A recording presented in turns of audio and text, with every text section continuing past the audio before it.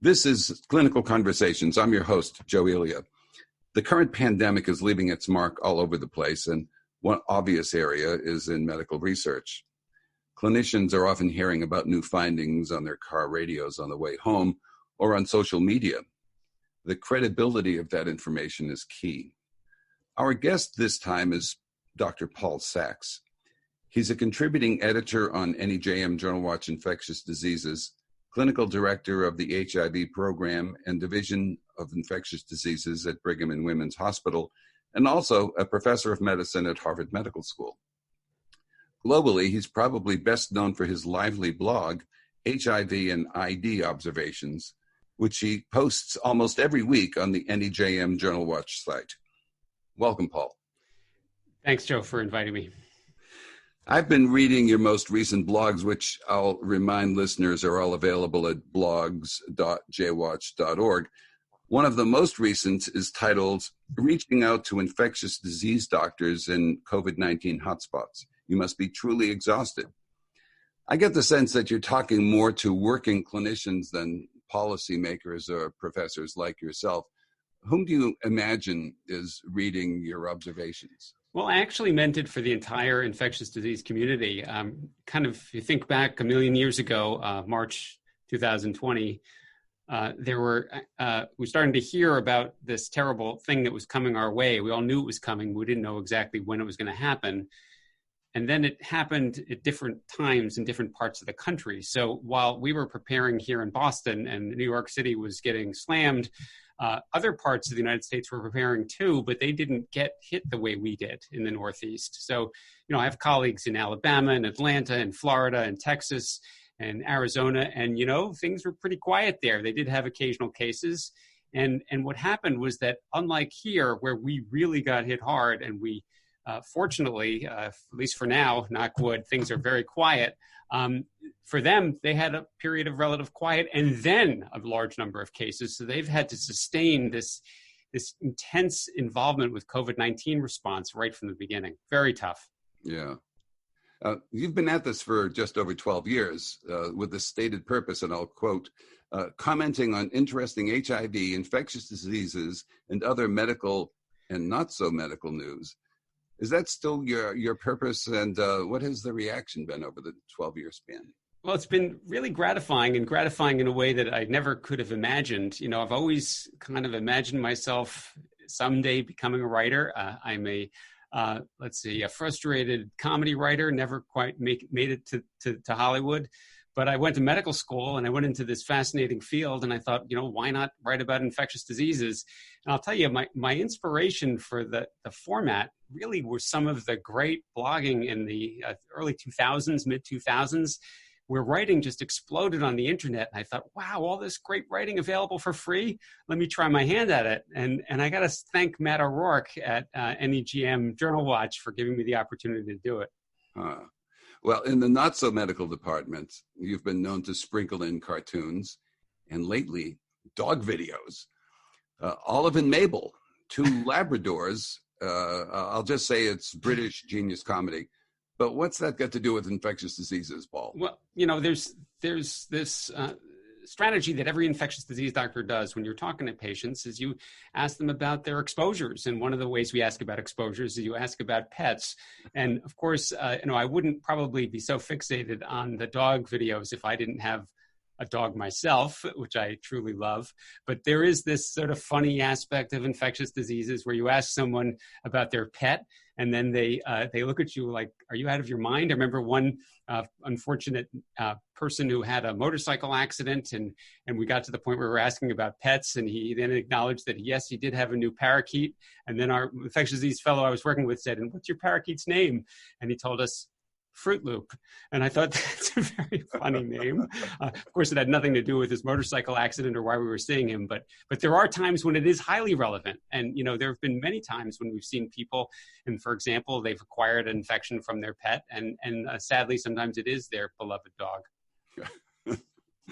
You've confessed already in this interview to wanting to be a comedy writer, perhaps, and maybe even a stand-up comic when you were younger. What deflected you from that noble cause? And was there a book or an experience, an infection or something that deflected you?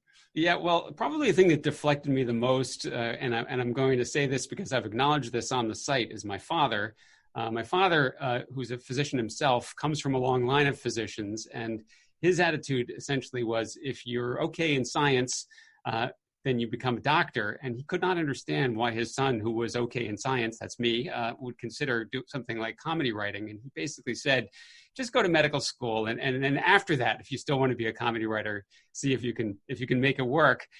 So I thanks Dad. I mean, I really love my field. I mean, I find infectious diseases fascinating from A to Z and beyond. And it's always challenging, never more so than today.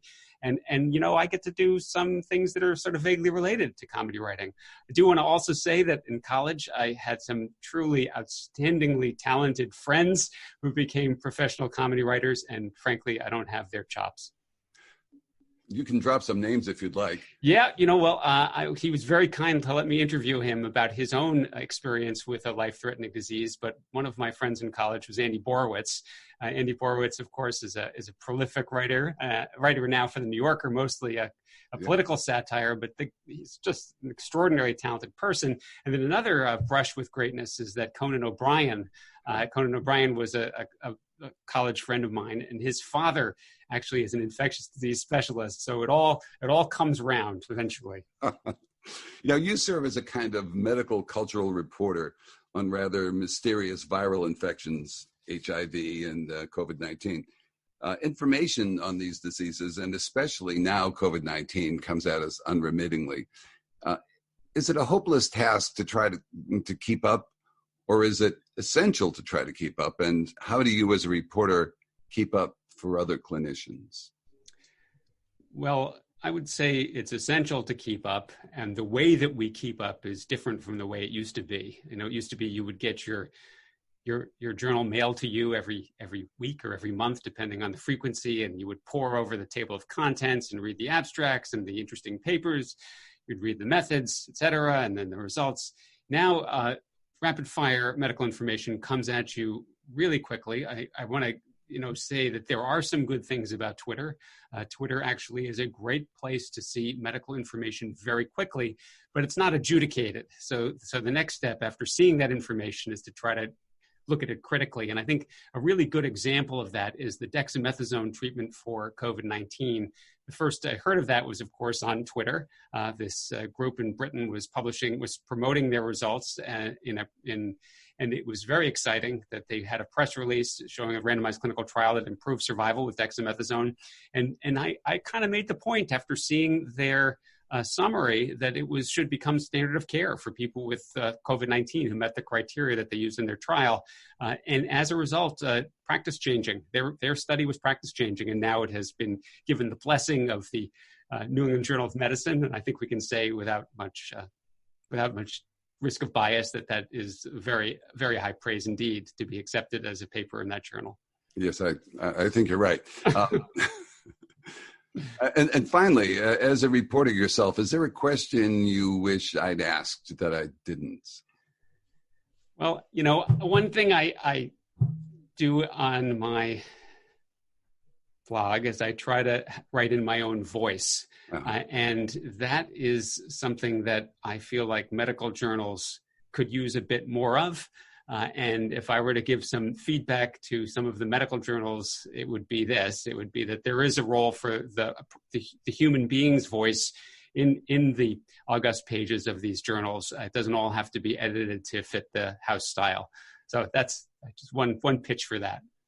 Okay, that's good advice. I'll pass it on. Please do. To my good friend, Dr. Eric Rubin.